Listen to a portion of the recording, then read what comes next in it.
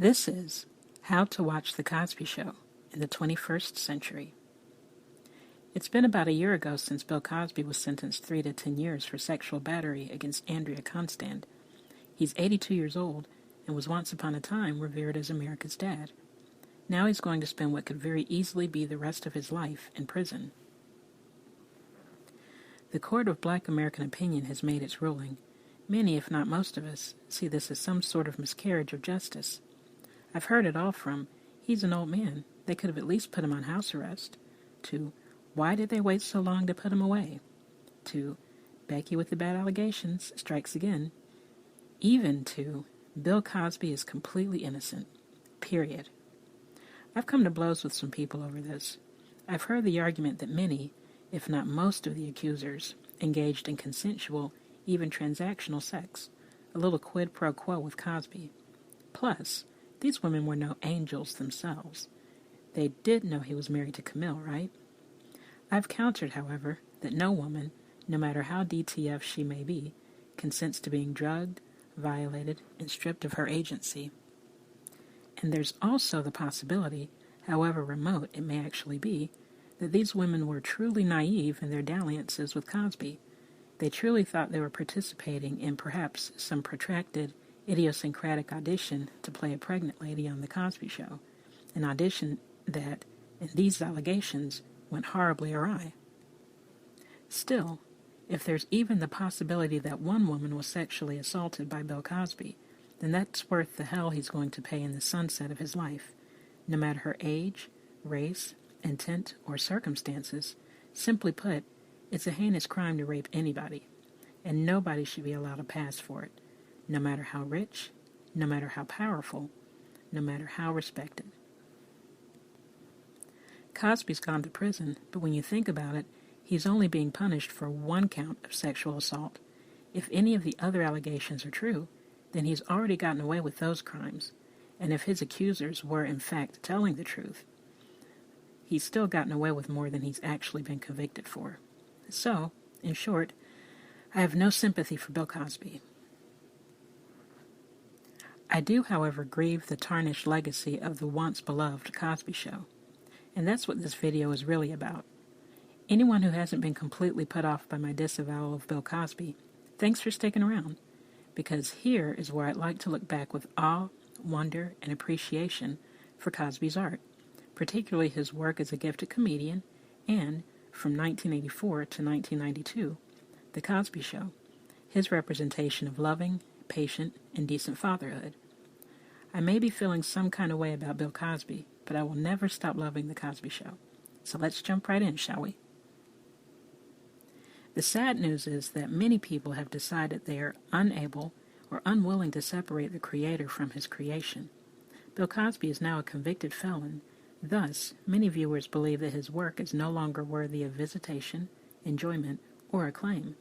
But I've decided that I'm not one of those people, even though I greatly respect the argument of those who have chosen to cancel Cosby and everything that comes from him. Still, I do hope that you'll hear me out before deciding if you can view The Cosby Show on its own merits, separate from its creator. I'd like to believe that there are still folks who think fondly of The Cosby Show, even if its central figure has fallen from grace. Bill Cosby was the star and namesake of the show.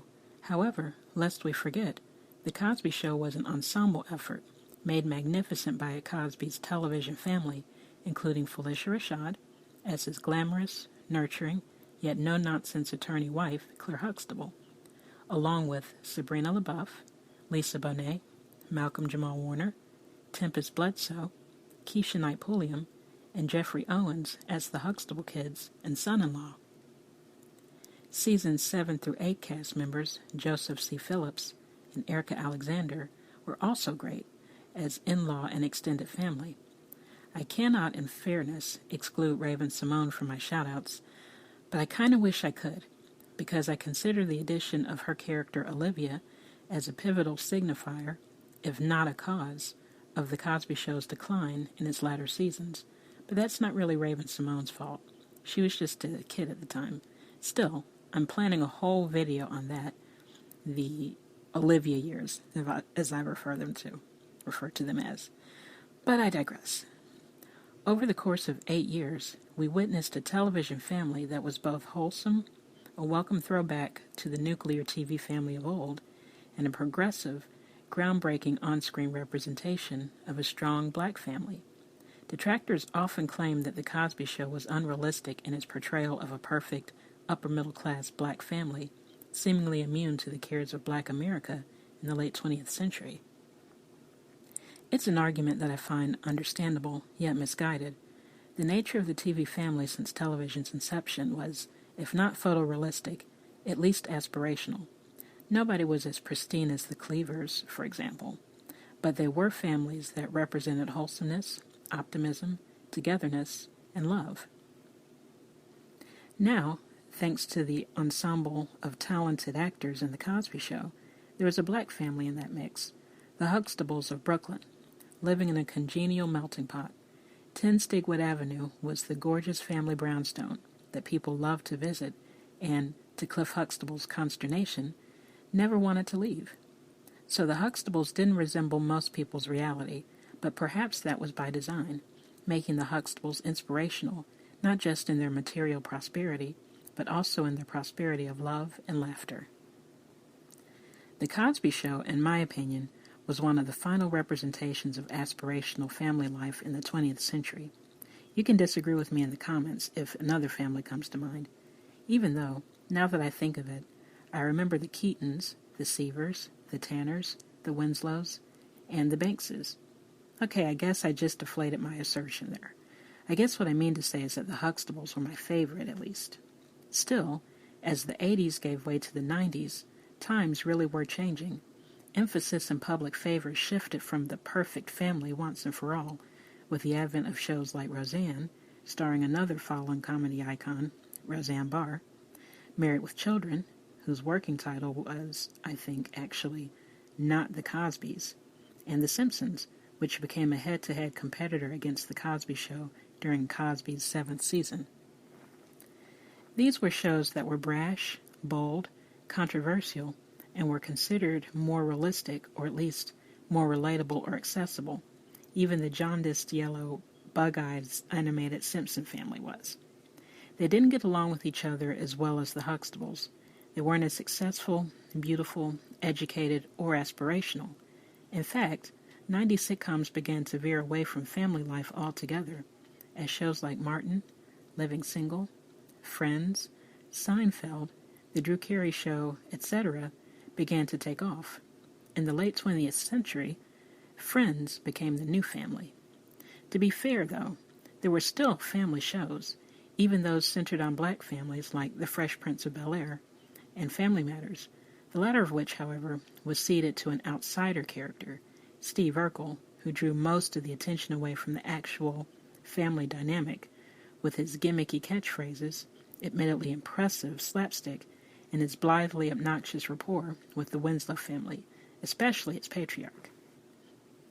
Other family shows like Full House were, well, not worth mining for any great social impact or commentary, as such shows revolved around bratty children, hackneyed jokes, and weekly premises that were woefully contrived, even by sitcom standards.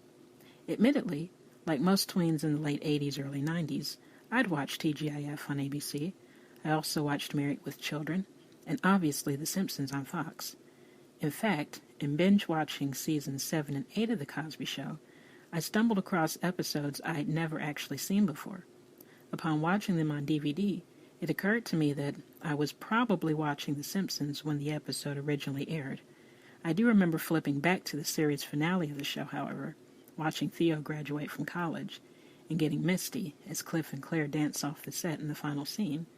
But by that time, I was simply tuning in out of civic duty. It was The Cosby Show's last bow, the end of an era. But for all the changing of the times, and even my own abandonment of the series in its latter years, there will always be a place in my heart for the show. It was elegant, inspirational, unexpected, and yes, hilarious. As a kid in the 80s, I appreciated the show's kid-friendly touches. Cliff Huxtable's lighthearted, playful rapport with his kids and their friends, for instance. As an adult watching the show, however, I greatly admire its finer details. including its often idealized, yet still worthwhile depiction of family life, namely the beautiful father-son relationship of Cliff and Theo. I'm reminded of Malcolm Jamal Warner's charisma, charm, and natural comedic talent as the lone Huxtable son. I'm also reminded of the sense of community represented by the show. The New York City family, surrounded by neighbors and friends of different races and backgrounds. The diversity presented by The Cosby Show wasn't ham-fisted, but felt enlightening and enriching. Even as the series played on, it made commendable strides to address African American hardship and triumph that didn't feel obligatory or shoehorned in. Family and friends often gathered at 10 Stigwood Avenue to share stories and accounts of African American achievement and perseverance, such as Negro League Baseball, the March on Washington, lunch counter protests during the Civil Rights Movement, and also to take pride in black academia, which was exemplified in stories of the Huxtables' days as students at fictional HBCU, Hillman College, the setting of The Cosby Show's venerable spinoff, A Different World. However, it does seem to me that the last 2 seasons of The Cosby Show were an overt reaction to criticisms that the show wasn't, quote-unquote, black enough, with its introduction of likable new characters like Claire's cousin Pam, played by future living single star Erica Alexander, and her friends Lance, played by Alan Payne, and Charmaine, played by Karen Molina White, who went on to reprise this character on A Different World. Pam and company served as ambassadors of real blackness, in my opinion.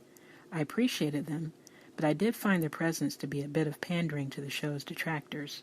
To me, The Cosby Show always worked best when it didn't try so hard to prove itself worthy. During its heyday, the show didn't have to prove its blackness by, for example, quasi-hip-hop dancing in front of street art during the Season 8 opening credits. It was a black show that illustrated the universality of family, love, and community. I recognize that there will be those who disagree with me on this. I respect that. Still, I liked that The Cosby Show was pro-black in an optimistic, aspirational way, even if, in this day and age, that's considered passé.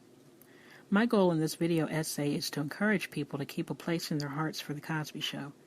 I realize that that'll be difficult to do in light of Bill Cosby's downfall, but I think it's still worth the effort. This video is only the first in a series of videos and podcasts that I like to do called How to Watch The Cosby Show in the 21st Century, where I highlight episodes from the 8 seasons for commentary, reflection, admiration, or even criticism. Also, I intend to delve into character study of each of the characters on the show. I think I'll close here for now. Thank you so much for watching this video. If you like this content, please share or comment on the video. Also, if you like more Cosby Show commentary and appreciation, please subscribe and hit the notification bell. You've been watching Cancel Culture TV, and in the spirit of the Huxtables, I wish you love, peace, and Zerbits. God bless.